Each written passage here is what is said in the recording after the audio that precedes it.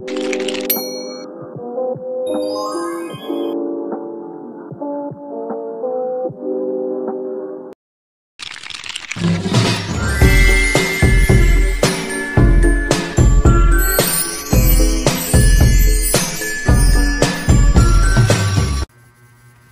now let's start solving. So first, the given circuit consists of the three capacitor is C1 5 microfarads, C2 is 10 microfarads, C3 is 15 microfarads, and next is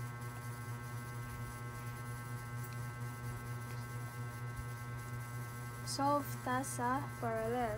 So CEQ equals C1 plus C2, CEQ equals 5 plus 10, kaya ang value man sa C1 kay 5 microfarads, yung value sa C2 kay 10 microfarads. Then CEQ equals 15 microfarads, kay gi-plus man ni ang duha. So 5 plus 10 is 15, so the equal of 15 microfarads. So next is C4 ning muna siya 15 microfarads. So next case, ang series. So 1 over CEQ equals 1 over C4 plus 1 over C3. So 1 over CEQ equals 1 over 15 plus 1 over 15. So equals 0.13. Next is 1 CEQ, 1 over 0.13 equals 7.5 microfarads. So next is ma-solve ta sa charge niya. So charge.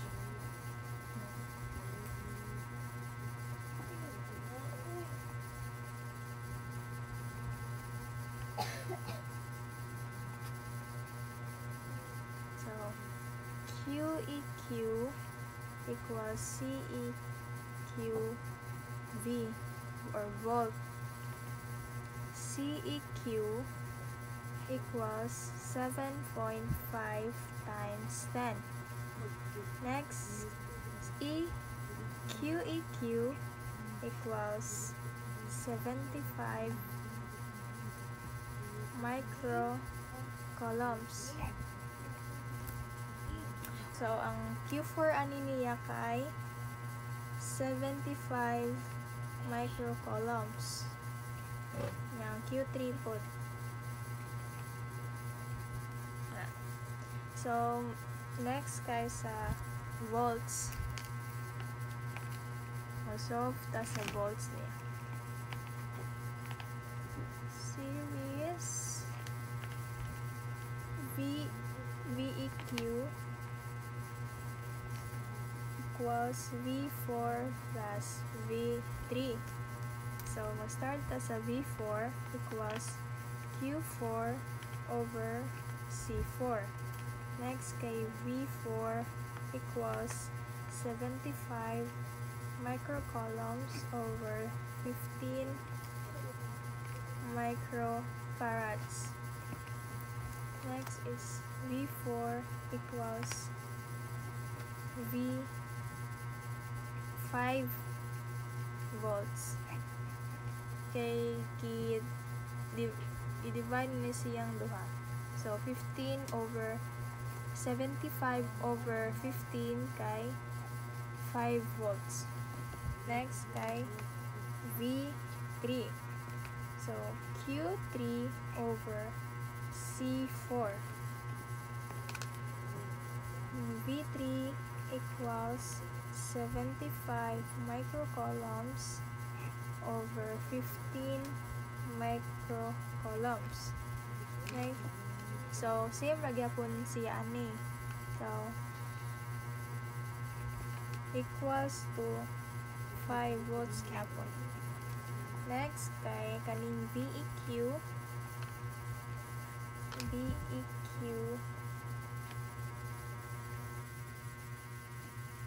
V4 plus VE. So, VEQ 5 plus 5 by VEQ 10 volts. So, now, proceed na po sa parallel. So, QEQ equals C1 plus C2. VEQ equals V4 equals V1 equals V2. So, next is Q1 equals C1 V1. Q1 equals 5 times 5. So, ang value aning C1 kay 5, then ang V1 po kay 5. Next is Q1 equals 25 microcoulombs. 5 times 5 equals 25. Next kay ang Q2 equals C2 V2. So, Q2 equals 10 times 5. 10 times 5 equals 50 microcoulombs. So, proceed na sa QEQ. 25 plus 50. So, muna siya ang Q1 which is 25, ang Q2 which is 50. So, i-close na siya. So, 25 plus 50 kay 75 microcoulomb. Pumaura po.